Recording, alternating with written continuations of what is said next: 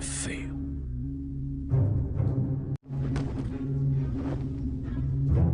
Singkat cerita, setelah kembalinya Yunlei, ia pun memimpin sekte Qinghua karena kandidat sejak dulu yang seharusnya menjadi pemimpin adalah dirinya. Hal pertama yang ia lakukan membersihkan tuduhan kepada ayah Tianhe yang dicap sebagai pengkhianat dan menyuruh semua orang tidak boleh mencela ataupun menghina Tianhe lagi karena Tianhe sudah ia angkat menjadi adiknya. Di sana, Su Yao tidak berani melawan dan hanya mengikuti perintahnya saja. Salah satu murid bergumam tidak setuju keputusan itu. Tanpa basa-basi, Yunlei langsung membunuhnya di tempat.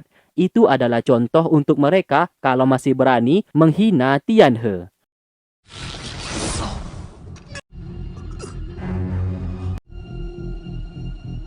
为了我的好兄弟天河，现在大哥可以把琼华改成你喜欢的样子。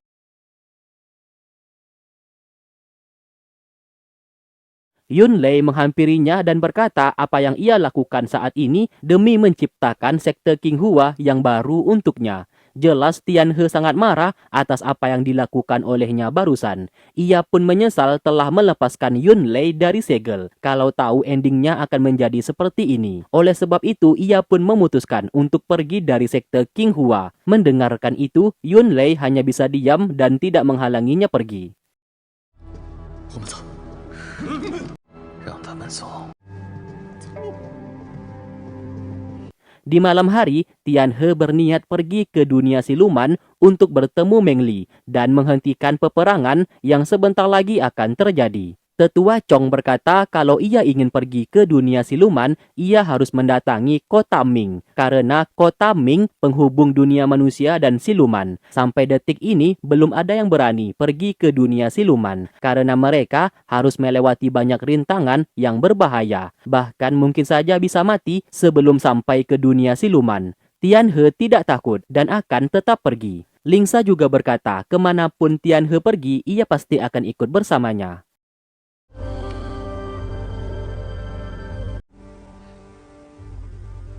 哎呀，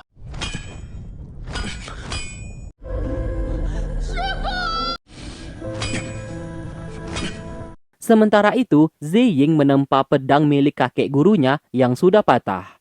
Tetua Qing mengatakan Tianhe akan pergi ke dunia siluman sebagai sahabat, seharusnya ia pergi bersama mereka untuk menghentikan peperangan. Tetua Qing lalu menceritakan semuanya mengenai 19 tahun yang lalu, yang intinya kedua alam sebenarnya hidup damai. Namun, sekte Qinghua mereka menghancurkan kedamaian tersebut dan menyerang dunia siluman. Yang bersalah atas tragedi itu adalah mereka yang terlalu ambisi menghancurkan siluman. Padahal apabila itu tidak terjadi, mungkin saja sampai detik ini mereka bisa hidup damai berdampingan dengan siluman tanpa adanya masalah. Kematian ribuan orang di sekte Qinghua merupakan salah satu karma untuk mereka. Itulah alasan orang tua Tianhe pergi meninggalkan sekte Qinghua saat peperangan berlangsung. Karena sudah tahu kalau sekte mereka lah yang salah. Setelah mengetahui kebenaran itu, Ziying segera memperbaiki pedang tersebut agar bisa menyusul kepergian Tianhe. 师公，忽而愚钝，曲解了您的遗言。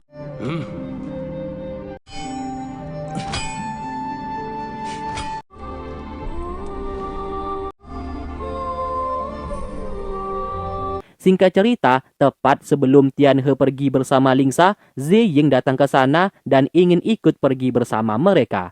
Ia juga meminta maaf kepada Tianhe atas kesalahpahaman yang terjadi. Ia sudah sadar dan ingin berjuang bersama mereka dalam menghentikan peperangan yang sebentar lagi akan terjadi. Sebagai bentuk permintaan maafnya, ia memberikan pedang milik kakek gurunya yang berhasil ia perbaiki kepada Tianhe. Mendapatkan pedang tersebut, tentu saja Tianhe menjadi sangat senang.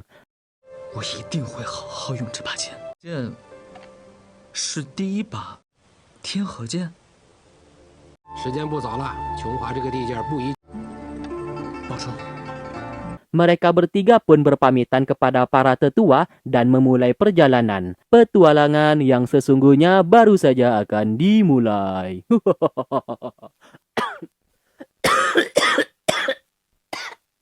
Singkatnya, mereka menemui seekor naga dewa yang menjaga pintu masuk kota Ming. Diceritakan, kota Ming merupakan tempat terakhir untuk manusia dan siluman yang telah mati. Jiwa mereka akan berada di kota Ming sebelum lanjut bereinkarnasi. Dewa naga di sana tidak bisa memberikan izin kepada Tian He dan kawan-kawan untuk masuk ke kota Ming sebab bagaimanapun juga mereka belumlah mati. Tian He tetap memaksa karena ada sesuatu hal yang ingin mereka dapatkan di kota Ming, menyangkut keselamatan sahabat mereka. Dewa naga lantas menyerangnya. Tian He mencoba melawan menggunakan panah dewa tersebut. Meskipun begitu, ia tetap kalah dan terluka. Sesaat, Dewa Naga tidak menyangka ia memiliki busur bulan panah dewa. Diceritakan, busur tersebut terdapat sepasang. Yang dipegang oleh Tian He adalah busur bulan panah dewa. Dan satunya lagi, busur dewa matahari. Diketahui, apabila Tian He bisa mendapatkan kedua busur tersebut dan disatukan, maka ia akan memiliki kekuatan dewa yang tak tertandingi. Oleh sebab itu, Dewa Naga memberikan izin kepada mereka waktu 6 jam saja untuk mereka masuk ke dalam kota Ming. Apabila lewat dari 6 jam tidak keluar, maka mereka akan selamanya berada di sana. Setelah masuk ke dalam, para penjaga kota Ming mencurigai Tian He dan kawan-kawan adalah manusia yang belumlah mati. Beruntung salah satu wanita di sana berhasil membodohi penjaga tersebut. Lalu mereka pun diajak pergi yang ternyata wanita tersebut merupakan jiwa dari siluman tanpa wajah yang pernah mereka temui saat di makam Raja Yunan. Tian He menyampaikan maksud tujuan datang ke sana untuk mendapatkan ranting pengait jiwa untuk menyelamatkan Meng Li yang dibawa ke dunia siluman. Sebagai balas budi atas pertolongan mereka tempo hari, wanita tersebut memberikan ranting pengait jiwa miliknya. Setelah itu, Tian He menanyakan keberadaan jiwa ayahnya yang mungkin saja belum bereinkarnasi. Wanita tersebut tahu ayahnya adalah Yun Tian King dan masih berada di kota Ming. Ia pun dibawa ke sebuah tempat yang pada akhirnya Tian He berhasil bertemu kembali dengan sang ayah.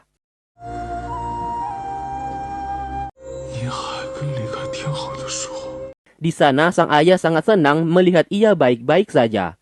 Tian He mengungkapkan maksud kedatangannya ke sana untuk mendapatkan ranting pengait jiwa untuk menyelamatkan Meng Li, bayi perempuan yang pernah diselamatkan oleh sang ayah 19 tahun yang lalu. Ia pun lantas bertanya kenapa sekte King Hua menganggapnya sebagai pengkhianat. Mendengarkan itu, sang ayah menceritakan semua kebenaran kepadanya.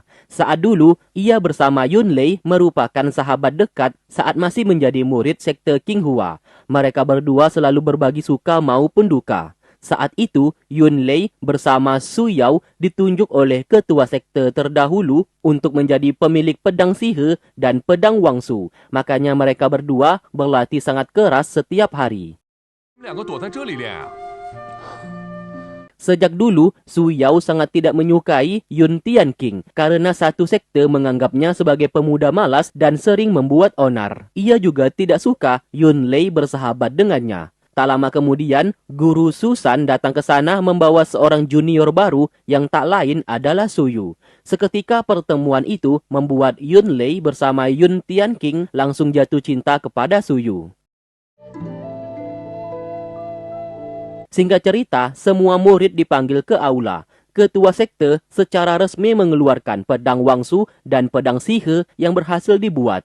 Pedang sihir diserahkan kepada Yun Lei dan pedang wangsu diserahkan kepada Su Yu. Jelas hal tersebut membuat Su Yao menjadi marah karena sebelumnya ia yang ditunjuk sebagai pemilik pedang wangsu. Ketua sekte berkata Su Yu memiliki energi yin secara penuh, sedangkan Su Yao hanya memiliki setengah energi yin. Mendengarkan itu, Su Yao merasa tidak terima, namun ia juga tidak bisa berbuat apa-apa. Setelah mereka berdua memegang kedua pedang tersebut, ketua sekte memberikan masing-masing batu giok kepada Yun Lei dan Su Yu yang melambangkan energi yin dan yang.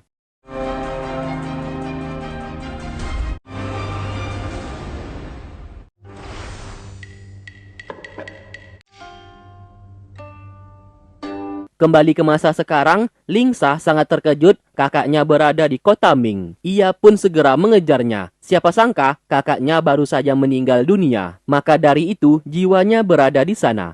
Mengetahui hal tersebut membuat Lingsa begitu sangat bersedih. Sang kakak berkata, keluarga mereka sudah ditakdirkan tidak bisa hidup lebih dari 30 tahun. Mau menggunakan pil keabadian sekalipun itu tidak berguna. Sementara Tianhe meminta sang ayah menceritakan secara detail kejadian 19 tahun yang lalu. Sang ayah kembali bercerita di saat itu Su Yu menemui seorang guru bernama Susan.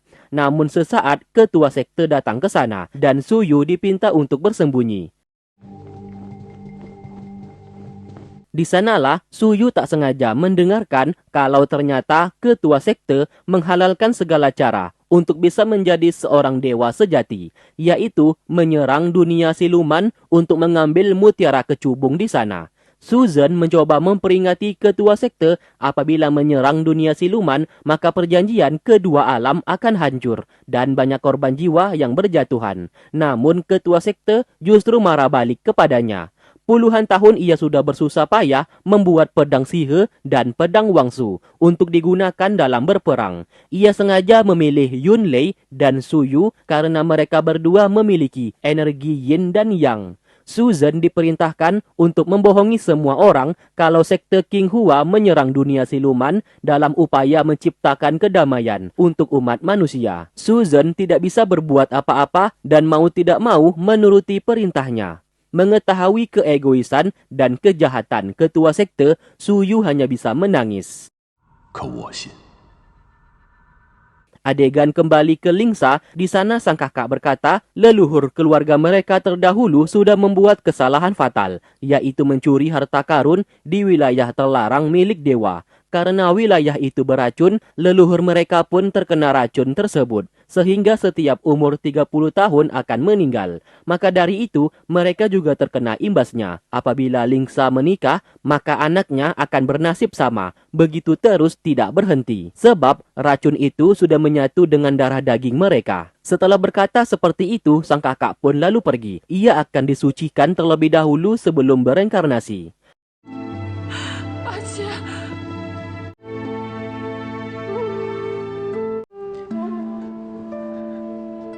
Lalu kita kembali ke masa lalu. Di saat itu, sekte King Hua atas perintah dari ketua sekte menyerang dunia siluman secara membabi buta. Dalam peperangan tersebut, Yun Tian King tidak sungguh-sungguh membunuh para siluman karena Su Yu sudah menceritakan kebusukan ketua sekte kepadanya.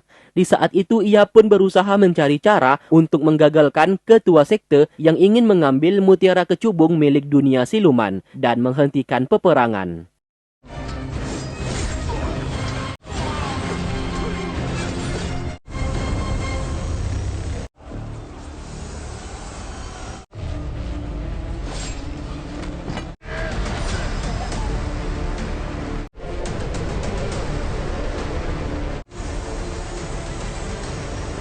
Terlihat salah satu jenderal dunia siluman sedang menyelamatkan bayi perempuan anak pemimpin mereka. Guru Susan datang ke sana menghabisi pasukan siluman. Bahkan bayi perempuan tersebut juga hendak ia bunuh. Yun Tian King datang ke sana berusaha menghentikannya dan menyelamatkan bayi tersebut. Ia pun berusaha menyadarkan Guru Susan kalau apa yang mereka lakukan adalah salah dan ia sudah tahu kebenaran mengenai kebusukan ketua sekte mereka. Sang guru menjawab ia tidak ada pilihan selain mengikuti perintah ketua sekte.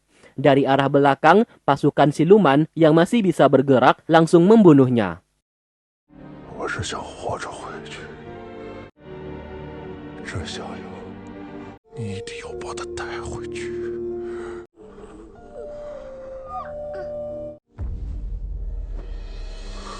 Di sana, jenderal siluman yang sedang sekarat masuk ke dalam bayi perempuan tersebut agar bisa terus menjaganya. Inilah alasan Yun Tian King menyegel jenderal siluman itu ke dalam lukisan dan memberikan mutiara zamrud kepada Meng Li supaya Meng Li bisa hidup seperti manusia, bukan siluman. Setelah kabur dan meninggalkan peperangan, sang ayah membawa ibunya itu ke puncak gunung Qingfeng. Setelah itu mereka berdua pun menikah dan berjanji selamanya akan hidup bersama di sana. Kemudian salah satu guru mereka datang berkunjung untuk mengabarkan Yun Lei telah disegel di dalam goa terlarang. Penyebabnya karena di saat itu Suyu menarik kembali pedang Wangsu dan pergi meninggalkan peperangan. Hal tersebut membuat Yun Lei terkena serangan balik dari pedang Sihe dan mengubah sifatnya menjadi iblis. Faktanya di sini, pedang Sihe dan pedang Wangsu dibuat belum sempurna karena ketua sekte sudah tidak sabar menjadi dewa sejati dan mendapatkan mutiara kecubung di dunia siluman. Maka dari itu, ketua sekte mencari dua orang yang memiliki energi yin dan yang. Kebetulan, Suyu memiliki energi yin dan Yun Lei memiliki energi yang. Karena pedang tersebut belum sepenuhnya sempurna, pedang Sihe akan memberikan serangan balik ke pemiliknya sehingga membuat Yun Lei menjadi gila dan memiliki sifat iblis. Sedangkan pedang Wangsu dapat memperpendek umur pemiliknya. Suyu sangat terkejut karena ia adalah pemilik pedang tersebut. Sang guru di sana memberikan buku catatan mengenai sebuah obat yang dapat memperpanjang umur Suyu yang bernama obat Yin Yang. Kembali ke masa sekarang, ayahnya berkata ia pergi ke makam Raja Yunan untuk mendapatkan obat tersebut dalam menyelamatkan ibunya. Namun sayang, ibunya itu justru mengorbankan diri dengan memberikan obat Yin Yang kepada Tianhe yang baru saja lahir, supaya memiliki umur panjang, sehingga ibunya meninggal dunia. Itulah alasan Tianhe memiliki kekuatan spiritual sangat tinggi di dalam tubuhnya karena ia memakan obat tersebut dan menjadi satu-satunya orang yang memiliki energi yin dan yang. Lalu sang ayah menyampaikan satu rahasia kepadanya. Penguasa pedang Wangsu adalah orang lain, bukan dirinya. Namun, di saat ayah mengucapkan satu rahasia lagi, Tianhe tidak bisa mendengarkan suaranya karena jiwa sang ayah secara perlahan mulai menghilang, yang membuat ia tidak tahu apa yang diucapkan oleh sang ayah.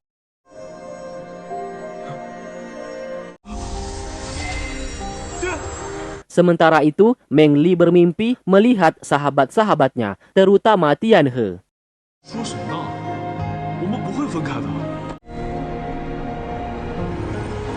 Setelah terbangun, ia pun bertemu dengan ibu kandungnya yang sudah menunggunya sedari tadi. Meng Li terus memegang gantungan gigi binatang milik Tianhe. Melihat itu, sang ibu sadar anaknya ini sudah jatuh cinta kepada seorang pria. Di sana Meng Li sangat senang bisa bertemu dengan ibu kandungnya, namun meski begitu, ia masih belum bisa menerima dirinya adalah seorang siluman. Sementara di tempat lain mereka sudah meninggalkan kota Ming dan kembali ke kota Praja. Tianhe menceritakan semua kebenaran kepada mereka yang membuat Ziying menjadi sangat marah. Ia tak menyangka selama ini sekte Qinghua begitu jahat. Sementara di sekte Qinghua, Su Yao mengumpulkan seluruh murid dan para guru untuk mempersiapkan diri karena sebentar lagi mereka akan berperang melawan dunia siluman. Tak lama kemudian, Ziying bersama Tianhe datang ke sana. Su Yao mengusir Tianhe karena ia sudah bukan bagian dari sekte lagi. Tianhe lalu pergi dan meminta Ziying untuk berhati-hati.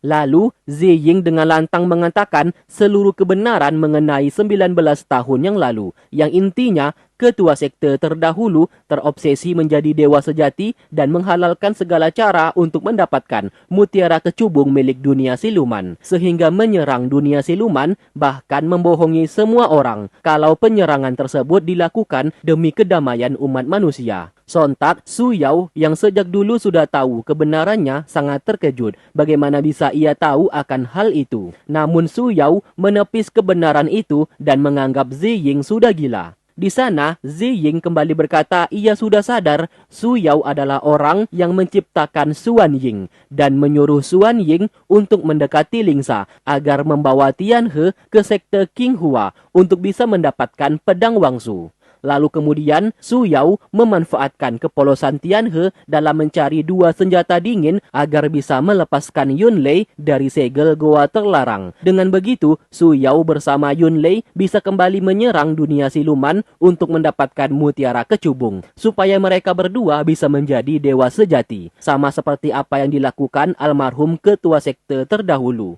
Ziying lantas menyadarkan semua murid di sana kalau mereka mati bukan demi umat manusia, melainkan mati demi obsesi dan hasrat pribadi Su Yao. Dengan segera, Su Yao menjelaskan kepada seluruh murid kalau ia tidak memiliki obsesi dan hasrat seperti itu.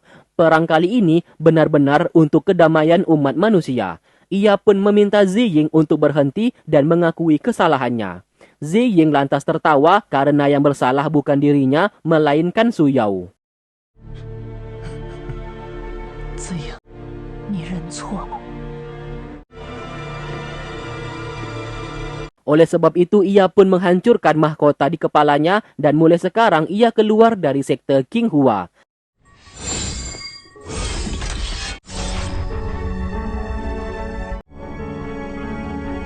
Tak lama kemudian, Yun Lei datang ke sana mengambil alih kursi pemimpin sekte. Mau benar ataupun tidak, semua yang diceritakan oleh Ziying barusan, ia tidak peduli. Karena ia yang menjadi pemimpin sekarang, sekte King Hua harus menyerang dunia siluman. Muak dengan semuanya ini, Tianhe bersama Ziying lalu pergi dari sana.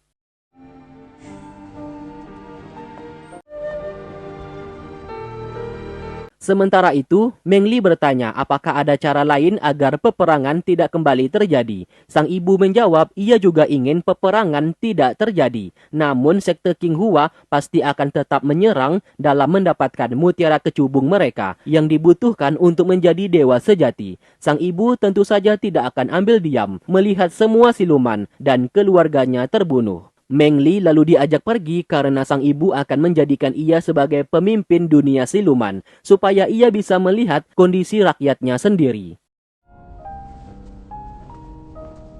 Saat ini, Ziying seperti kehilangan semangat untuk hidup setelah mengetahui ia selama ini dimanfaatkan oleh sekte King Hua. Lingsa berusaha memberikannya semangat karena hanya mereka yang bisa menghentikan peperangan ini dan membuktikan kepada semua orang kebusukan sekte King Hua. Namun tetap saja, Ziying hanya bisa melamun dan tidak mau bergerak. Melihat itu, Lingsa pergi meninggalkannya. 子英，你看，没有什么不能改变的。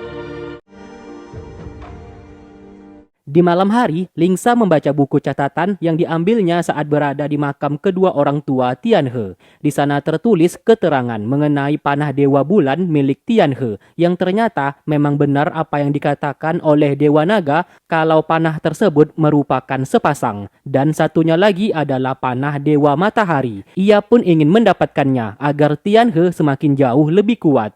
Lalu keesokan hari, mereka melihat ia sedang bermeditasi. Tianhe baru tahu ternyata selama ini Lingsa setiap 1 bulan sekali melakukan itu untuk mengisi energinya ke dalam gelang tersebut. Dan gelang itu merupakan sebuah tanda sisa umurnya saat ini. Apabila semakin gelap, maka umurnya tidak akan lama lagi. Tianhe yang baru tahu akan hal itu menjadi sangat terkejut. Setelah Lingsa kembali sadar, ia pun langsung memeluknya dan berjanji tidak akan membiarkannya mati begitu saja. 我不会让你死的，丽莎。 都知道了。 Sementara itu, Su Yao bertemu dengan Li. Di sana, Li memberikan sebuah pil penghisap energi kepadanya. Ternyata alasan energi Lingsa selalu habis dengan sendirinya selama ini sudah diserap oleh Su Yao. Yun Lei datang ke sana menyerang Li. Ia marah ternyata Su Yao secara diam-diam melakukan ini semua. Su Yao menjawab ia terpaksa menggunakan pil penghisap energi supaya bisa menghisap energi di tubuh Lingsa, yang ternyata Lingsa adalah penguasa pedang Wangsu. Apabila ia bisa menghisap seluruh energinya, maka ia akan menjadi penguasa pedang tersebut. Yunlei tidak peduli terhadap apa yang dilakukannya. Yang membuatnya marah apabila Lingsa mati, maka Tianhe akan menjadi sangat marah dan menyerang sekte Qinghua. Itulah yang tidak ia inginkan, karena Yunlei tidak mau bermusuhan dengan Tianhe. Su Yao mengakui memang sudah merencanakan ini semua sejak awal. Itu ia lakukan demi mereka berdua bisa menjadi dewa sejati. Yunlei langsung mencekiknya dan memperingati apabila Tianhe sampai terluka, Su Yao orang pertama yang akan ia bunuh. 你若敢伤害云，我要你的命！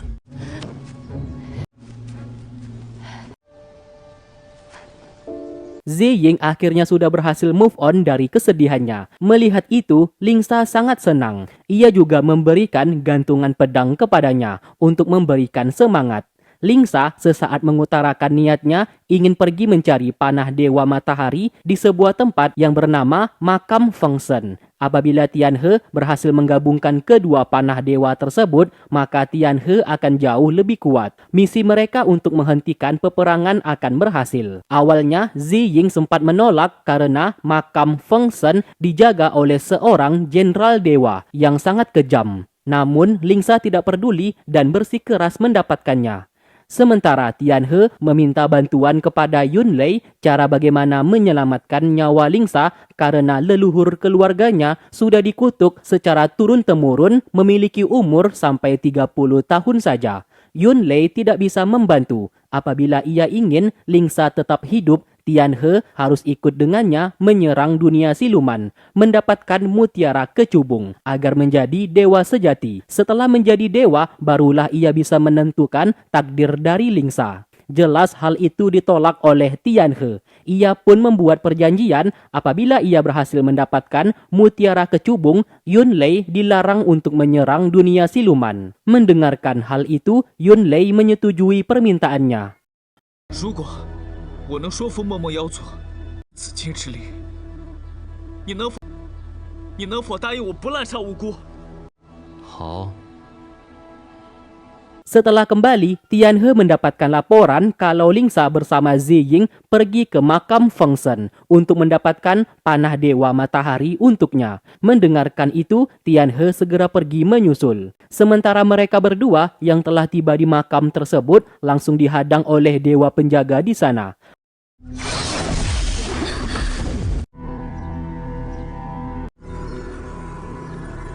Mereka berdua berusaha meyakinkan dewa penjaga tersebut kalau ingin meminjam panah Dewa Matahari demi keselamatan umat manusia dan mencegah peperangan yang sebentar lagi akan terjadi. Tetap saja penjaga dewa di sana tidak akan memberikannya. Tak lama kemudian, Tianhe datang ke sana dan hendak membawa Lingsa untuk pergi. Dewa penjaga tersebut sangat terkejut karena merasakan di tubuhnya terdapat energi yin dan yang. Terlebih lagi, Tianhe memiliki satu panah dewa bulan. Melihat itu, penjaga dewa tersebut dengan sukarela memberikan panah Dewa Matahari kepadanya. Namun ada harga yang harus dibayar, yaitu menukar setengah kehidupan. Tiba-tiba, Lingsa memegang busur panah tersebut yang tandanya ia menukar setengah kehidupannya dan memberikan panah itu kepada Tianhe. Di sana, Tianhe ingin mengembalikan busur panah itu supaya dewa di sana juga mengembalikan setengah kehidupan milik Lingsa. Sayangnya itu sudah terlambat. 天河，这个神功果然认你。你把灵山的性命还给他，我求求你了！ 神器认主， 师匠， 天河，事已至此，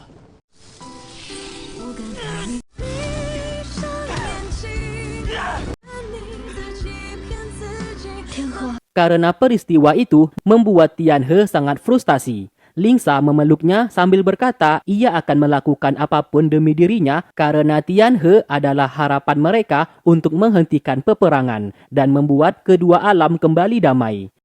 Sementara itu, Su Yao mengabarkan Tianhe sudah berhasil mendapatkan 2 busur panah dewa. Apabila berhasil disatukan, kemungkinan besar Tianhe akan sulit mereka kalahkan dan mengganggu rencana mereka untuk bisa menjadi dewa sejati. Yunlei kembali memperingatinya agar tidak menyentuh atau melukai Tianhe. Satu hal lagi, ia sudah membuat kesepakatan apabila Tianhe berhasil memberikan mutiara kecubung, mereka tidak boleh menyerang dunia siluman. Su Yao sangat terkejut mendengarkannya. Baru pertama kalinya ia melihat seorang Yunlei mengikuti perintah seseorang.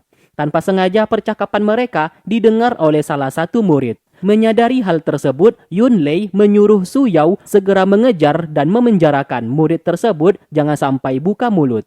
Lalu, murid itu berlari dan menceritakan apa yang ia lihat kepada guru Su Liang. Sayangnya, Su Yao datang ke sana tanpa rasa bersalah langsung membunuhnya di tempat. Sambil berkata, murid tersebut sudah mengkhianati sekte dan bersekongkol dengan musuh.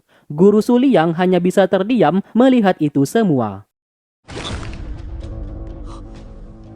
明光通敌叛门，大战将至。 Singkat cerita, mereka mendapatkan informasi dari salah satu junior mengenai Su Yao membunuh salah satu murid tadi malam. Dengan alasan murid tersebut sudah mengkhianati sekte. Kondisi sekte King Hua saat ini sudah kacau balau. Mendengarkan itu, Tianhe menjadi sangat marah dan ingin segera menghentikan ini semua. Lingsa lalu menyuruh ia untuk segera menggabungkan kedua panah dewa tersebut. Karena Tianhe memiliki unsur energi yin dan yang, ia pun segera mengeluarkan kedua busur panah dewa dan akan menyatukannya.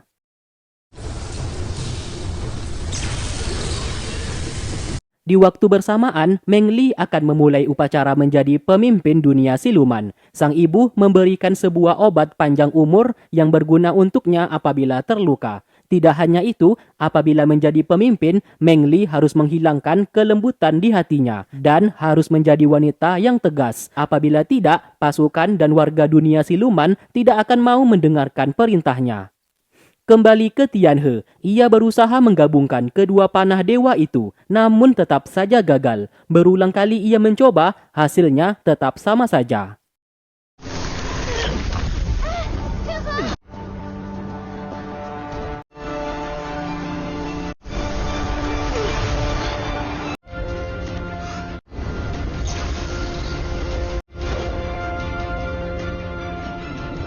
Upacara penyerahan posisi pemimpin dunia siluman mulai dilakukan. Meng Li lalu dipinta untuk bersumpah akan selalu bersama dan setia sampai mati kepada dunia siluman. Dengan perasaan sedikit berat, ia pun mau tidak mau mengucapkan sumpah tersebut di hadapan semua orang. 我起誓，生死相依。你们可都听见了？ Lalu setelahnya, sang ibu memberikan seluruh kekuatannya kepada Meng Li. Siapa sangka setelah melakukan itu, sang ibu menjadi lemah dan pada akhirnya meninggal dunia. 因为19年前的旧伤在身，一切都来不及了。以后就托付给你了。若少主与我一心，便与他一命。对不起，我的女儿。女儿。恭请少主即刻进妖主之位。少主。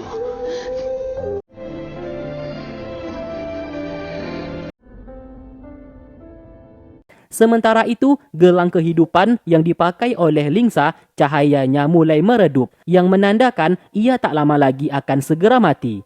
Ziying segera memeriksa dan merasa heran di tubuh Lingsa secara perlahan kehilangan energi kekuatan spiritual. Padahal ia tidak sedang bertarung, namun kenapa bisa hilang begitu banyak energi? Tianhe datang ke sana dan mereka berdua merahasiakan hal itu darinya.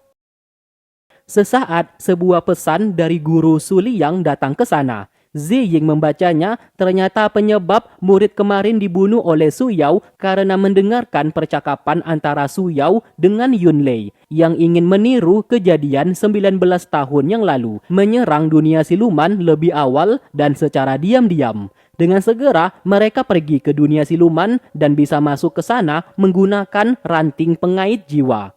Kedatangan mereka ke sana untuk menemui Meng Li agar bisa memberitahukan masalah tersebut. Namun tiba-tiba pasukan dunia siluman datang mengepung mereka bertiga.